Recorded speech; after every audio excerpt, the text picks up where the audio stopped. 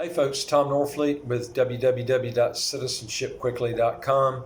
If you have a question or comment, if you put it in the comments section below, I'll get any questions I can to you. Also, if you want to see new videos as they come out, just hit the screen to your right and you'll get new videos as they come out automatically where it says subscription. I wanted to talk to you today about a three-part series that we're having on relinquishing or renouncing U.S. citizenship. Most people that relinquish or renounce their citizenship are usually citizens from the USA, and they usually do this for tax reasons. So most of the section will be dealing with U.S. citizens, but some of this information will be dealing with other high tax countries as well. If you're from other high tax countries that tax worldwide income based on residency and not citizenship, such as countries like Australia, Ireland, United Kingdom, Germany, Sweden, Norway, Finland, New Zealand, Greece, Italy, Slovenia, Israel, France, China, Iceland, the Netherlands, Belgium, Austria, Denmark, Japan, Portugal. What you'll see is there'll be a separate section for you on this topic. The act of relinquishing citizenship, if you're a U.S. citizen, is done outside the USA at a U.S. consulate or U.S. embassy. Sometimes the reason for relinquishing, whether it be a U.S. citizen doing this or a citizen from another country, is a foreigner might want to get the same citizenship of his spouse, and that new country where he's trying to get citizenship from doesn't allow the dual citizenship. So the old citizenship is given up by the foreigner in order to get the new citizenship. Some also might want to get citizenship in the foreign country he is currently working because he might be barred from certain business opportunities in that country because he's not a citizen of that country. And in order to get the new citizenship, he might have to relinquish his former citizenship because a lot of countries don't allow dual citizenship. So, he would have to give up the old one instead. Have you heard the old saying, the only thing that is for sure is death and taxes? Well, the death part is correct, but not the tax part. I can assure you that. You definitely can avoid all personal income taxes, corporate taxes, stamp duties, capital gains taxes, inheritance taxes, estate taxes, and property taxes. Even sales taxes and VAT can be avoided by either renting or buying in a country that has no stamp duties or property taxes. If these countries want your business, they need to roll out the red carpet, folks. I mean, there's too many draconian taxes going on right now, and this is not the way to get investors to do business in a country. First of all, if you're a U.S. citizen and you want to avoid taxes, you can either take it in baby steps or do it slowly, or you can go very fast and relinquish and get out quickly. Either way, if you're a U.S. citizen, you need to get outside the USA, and I advise you to get a second passport for insurance purposes, even if you never give up your U.S. citizenship. A lot of people can eliminate their taxes totally by filing what's called the Foreign Earned Income Exclusion form, which is the 2555 form, and leaving also the USA, but don't cut corners on this form. You have to be outside the USA and its overseas territories in other foreign countries at least 330 days of a qualifying year. If you come back to the USA and you cheat on this, it will show on your stamping on your passport when you came back and when you left the USA. So, I wouldn't be cheating on this. You want to be up front and be outside for that length of time. If you're not, then don't file that 2555 form. Getting a second, ultimately, in order to legally avoid all the taxes mentioned, you're going to need to relinquish your U.S. citizenship and get a second passport and get all your assets outside the USA and its overseas territories. And you need to get outside the USA also, but you can make that decision if you want to, if you want to move that far in doing so. Getting a second passport is a bridge that needs to be taken place for insurance purposes. And then if you decide later to get out of your U.S. citizenship, then you have the second passport to fall back on.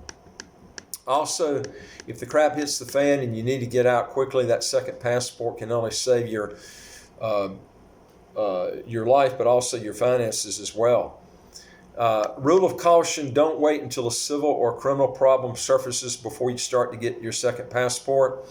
I know 3 personal cases of people that not only applied for a second passport but got it, and then pre-existing problems surfaced after being granted their second passport, which was never mentioned on their citizenship application form, and their citizenships were revoked. I don't know if one country that offers these fast-track citizenship programs that has not had at least one person's citizenship revoked because of lying on the citizenship application form. Of the revocations that I know of personally and read about, which are very few in number, most were done right after or very soon after the passports were granted. And 100% of these people lied on their citizenship applications and had problems when they applied for the citizenship. And these problems were never mentioned when applying for the citizenship. If revocation does occur, more than likely you're going to lose all government and legal fees you have already paid, for the passport itself. This is why I say when you're getting the second passport, or when you get the passport, any problem that materializes that you see on the horizon, you need to mention in the citizenship process. If you don't do it, you're going to have problems down the road. If you escape them, fine, but you're taking a big chance by doing it. I've also seen people get second passport where a big problem happened after they got the second passport, and there was no proof that the person had or even knew about the problem when he applied for the citizenship. And they were protected from the country, going after the person. But you need to, that's why you need to do this stuff ahead of time before there's a problem that comes up, or if you think there's an issue that's on the rise and coming forwards. There are civil and criminal problems that I have seen from many countries that, if brought out on the citizenship applications, will not even be a civil case, much rather a criminal case in the second passport country. And this is why you need to be totally open and honest when filing out these citizenship forms. Because if the government comes back later and says, we found out about this, this, and this, you can say, well, that was mentioned on the application. Here it was mentioned, but you guys still approved it, okay? So this is why you want to be open on this. Our company has never had a client turned down for citizenship because we do an actual preliminary due diligence test before you start to pay the government fees, and this can save you a lot of money. Countries like China, Russia, Syria, Iran, Saudi Arabia, the UAE, and many other countries have what I call abusive laws, especially dealing with freedom of speech, matters that you can go to prison on for years or even die from these acts, which second passport countries don't consider as being a crime at all. If you have a female, for instance, in your apartment in the country of the UAE, Dubai is part of the UAE, and the two of you are alone, and she's not a relative, and there's no marriage contract between the two of you, both of you can go to prison whether you've had sex or not. And this is one of the reasons I tell people, if you can't deal with that, don't go to the UAE, which Dubai is a part of. If you speak negatively against the royal family of Dubai or the government of Dubai, you can go to prison. If a citizen of Russia tries to run for public office in Russia or are openly critical against Putin, you all of a sudden will have to go to jail for some trumped up crime which you didn't, or much worse, you might disappear. So these are cases and problems that might happen in certain countries that other countries won't even view as a civil or criminal matter. That's why we have to look at every piece of information to see and bring it forwards, and then if it's spelled out in the citizenship process, then you have no problems. Just because you have a problem doesn't mean you can't get the passport. If you're a billionaire in Saudi Arabia and all of a sudden the country needs more money for arms, and the way to get this revenue fast would be to kidnap other billionaires and hold them in a Ritz-Carlton in Saudi Arabia for months, which by the way happened, with no explanation except the government said you were involved in money laundering with no proof, and all your assets are frozen until you pay, with some of these people disappearing because of non-compliance, would you say this is a crime? Well, most countries would not view that as a crime. The above is a crime in Saudi Arabia, only because the dictator says so, and since he is the dictator, he doesn't need any sort of proof to show for it. I lived in the UAE for 4 years, and when all the problems occurred there between Qatar and the UAE, a newspaper came out with the headlines basically saying anyone criticizing the actions of the UAE has taken against Qatar will be met with swift action of a fine of 500,000 dirhams. That's over 100,000 US. In fact, to be exact, it's about 138,000 US dollars and 15 years in prison. Is this a crime? Well, it is in the UAE. When revocations do occur, they are almost always done very soon after the passports are granted, and not years later, and are extremely rare. Getting a second passport will take about 3 to 4 months to complete if you do so in the Caribbean. If you're a U.S. citizen and you invest abroad or you move abroad and don't give up your current citizenship, your tax and compliance paperwork will usually increase, unless you just simply retire. But you'll still be under the tentacles of the IRS. You can totally eliminate all tax paperwork if you relinquish your U.S. citizenship and move not only yourself but all your assets outside the USA.